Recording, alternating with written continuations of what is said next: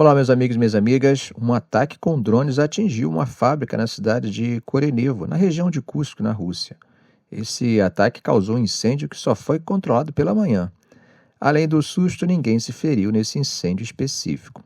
Agora, em outra parte da região, um drone acabou soltando um dispositivo explosivo em uma casa, que acabou ferindo uma pessoa.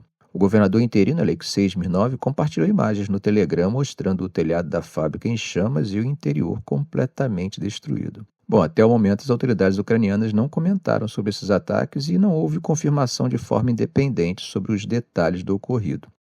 Mas a situação não para por aí. O Ministério da Defesa da Rússia afirmou que os sistemas de defesa aérea destruíram 13 drones ucranianos durante a noite, incluindo um sobre a região de Kursk. Vyacheslav Gladkov, governador da região de Belgorod, que fica perto da fronteira com a Ucrânia, disse que 4 pessoas ficaram feridas por bombardeios ucranianos. Além disso, na região de Voronezh, uma pessoa foi ferida em um ataque com drones, segundo o governador local Alexander Gusev. O jornal russo Kommersant reportou que as autoridades russas estão considerando evacuar moradores de 14 vilarejos na região de Belgorod devido aos frequentes ataques ucranianos. A situação realmente na fronteira está ficando cada vez mais tensa. Bom, gente, o primeiro-ministro húngaro Viktor Orbán afirmou que Donald Trump tem planos detalhados e bem fundamentados para a paz entre a Rússia e a Ucrânia. Essa declaração veio em uma carta dirigida a um importante órgão da União Europeia, o que está causando bastante alvoroço nos bastidores diplomáticos. Mas vamos entender um pouco melhor essa história. Bom, Orbán se encontrou com Trump na semana passada, em Palm Beach, e escreveu uma carta ao presidente do Conselho Europeu, Charles Michel, afirmando que Trump está pronto para atuar como mediador de paz imediatamente após sua eleição. Orbán sugere que, diante da provável vitória de Trump, a União Europeia deveria reabrir linhas diretas de comunicação diplomática com a Rússia e iniciar negociações políticas de alto nível com a China. Ele ainda disse que, com a vitória de Trump, o ônus financeiro de apoiar o esforço de guerra da Ucrânia mudaria para desfavor da União Europeia. Ou seja, Orbán acredita que o apoio financeiro dos Estados Unidos ia diminuir, forçando a Europa a arcar com uma parte maior dos custos. Mas não para por aí. Ele também disse que, após suas conversas recentes com líderes como Vladimir Putin, Xi Jinping e Volodymyr Zelensky, a observação geral é que a intensidade do conflito militar deve aumentar radicalmente em breve. Ele critica a estratégia europeia de copiar a política pró-guerra dos Estados Unidos e pede uma discussão sobre a racionalidade de continuar com essa abordagem no futuro. Bom, gente, esse movimento do Orbán vem em um momento em que a Comissão Europeia decidiu boicotar reuniões organizadas por Budapeste como parte da presidência húngara da União Europeia. Ursula von der Leyen, presidente da comissão, e sua equipe, incluindo o chefe da diplomacia da União Europeia, Josep Borrell, não vão participar dessas reuniões informais na Hungria, embora as reuniões formais em Bruxelas e Luxemburgo devam continuar normalmente. Essa carta também vem logo após Orbán realizar uma série de visitas a Kiev, Moscou, Pequim, Azerbaijão e Estados Unidos, em uma turnê que ele descreveu como uma missão de paz. Como nós vimos aqui no canal, essas visitas acabaram provocando uma reação intensa de outros líderes da União Europeia que criticaram quase que unanimemente os esforços de Orbán para negociar com a Rússia. Balázs Orbán, diretor político do primeiro-ministro húngaro, reforçou a mensagem no Twitter, afirmando que a Europa precisa de uma estratégia soberana e independente, focada em um cessar-fogo e no início das negociações de paz, em vez de copiar a política pró-guerra dos Estados Unidos.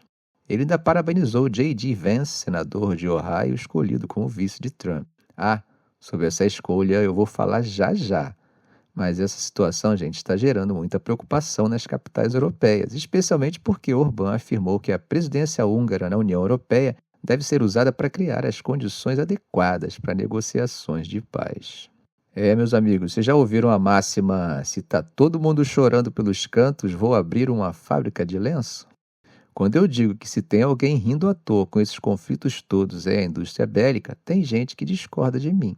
Vamos falar sobre a construção de uma nova fábrica de munições na Ucrânia, fruto de uma parceria entre a empresa estatal ucraniana Ukroboron Service e a fabricante tcheca Celieri Belot. O anúncio foi feito pelo primeiro-ministro ucraniano Denis Shmyhal após reuniões conjuntas dos governos em Praga. Vamos entender o que isso significa para o conflito na Ucrânia. Como nós temos visto, a República Tcheca tem sido um grande apoiador de Kiev na sua luta contra a Rússia. Eles lideraram uma iniciativa que já forneceu centenas de milhares de munições de todo o mundo para a Ucrânia. E agora, com essa nova fábrica, a Ucrânia vai poder produzir suas próprias munições.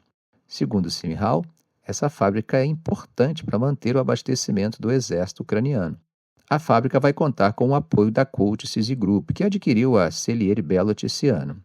A Colt CZ fornecerá as máquinas necessárias para a fabricação de munições de pequeno calibre como parte do projeto.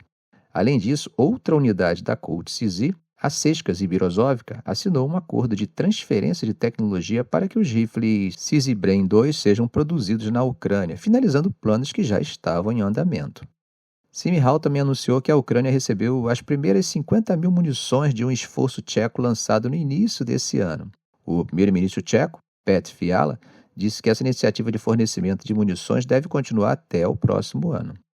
No total, se espera que cerca de 500 mil de projéteis de artilharia sejam entregues à Ucrânia esse ano, graças às contribuições dos estados da OTAN e aliados que estão ajudando a obter munições fora da Europa. Bom, gente, como eu falei lá em cima, antes de terminar, vamos falar sobre a escolha do vice da chapa de Trump e por que isso preocupa tanto Kiev. Então, para começar, quem é J.D. Vance? Bom, ele é um cara com uma história de vida bem interessante e complicada. Passou por dificuldades na infância, mas, resumindo, agora pode ser o vice-presidente dos Estados Unidos. Ele serviu nas Forças Armadas, se formou em Direito pela conceituada Universidade de Yale e fez carreira como capitalista de risco. Vance, que no início era um crítico ferrenho de Trump, chegou inclusive a compará-lo com o baixinho alemão de bigode. Vocês sabem de quem eu estou falando, né? Pois é, mas acabou se alinhando com ele e foi eleito senador por Ohio em 2022. Como podemos ver, ele traz uma bagagem bem diversificada, o que acaba influenciando bastante nas suas visões políticas. Beleza, mas o que isso pode implicar sobre o ponto de vista geopolítico? E por que isso assustaria Zelensky? Bom, de cara, já há um reforço na visão já alimentada por Trump sobre o conflito. Vance é contra o apoio financeiro e militar dos Estados Unidos à Ucrânia. Ele defende uma política externa mais isolacionista e critica a dependência europeia dos Estados Unidos para a defesa. Então, se uma administração Trump-Vance sair vitoriosa, a gente pode esperar uma redução ou até o fim do apoio americano à Ucrânia. E isso forçaria Kiev a buscar outras soluções, ou quem sabe até ceder às demandas russas. E como a Rússia reagiria a isso? Bom, sob o comando de Vladimir Putin, a Rússia se beneficiaria diretamente da retirada do apoio americano à Ucrânia. Com isso, Moscou consolidaria e possivelmente expandiria seus ganhos territoriais sem enfrentar a mesma resistência internacional coordenada. Não há dúvida de que os líderes europeus estão preocupados, e eu diria que com razão. Embora uma retirada da OTAN fosse muito difícil devido ao quórum necessário para aprovar uma medida dessas, diversas medidas poderiam limitar a atuação da aliança, fragilizando tanto o discurso, mas também a política de ocidentalização do leste europeu. Do ponto de vista realista, nós sabemos que as nações agem principalmente de acordo com seus próprios interesses de segurança e poder. A escolha de Vance como vice-presidente sinaliza o reforço de uma mudança na política externa dos Estados Unidos, que já se manifestava com Trump, enfatizando um isolacionismo pragmático. Isso significa que a Ucrânia não pode contar indefinidamente com o apoio americano e precisa considerar seriamente uma negociação para encerrar o conflito, mesmo que isso implique concessões territoriais dolorosas. Sob uma administração Trump-Vance, os Estados Unidos provavelmente adotariam uma postura menos intervencionista, o que poderia mudar bastante o equilíbrio de poder na Europa Oriental e fortalecer a posição da Rússia na região. Ficamos por aqui. Se esse vídeo foi útil para você, faça um comentário, compartilhe em suas redes sociais, dê um like e, é claro, se ainda não for inscrito, inscreva-se no canal e ative o sininho para não perder os próximos vídeos. Ok, gente? Um grande abraço do professor Arão Alves.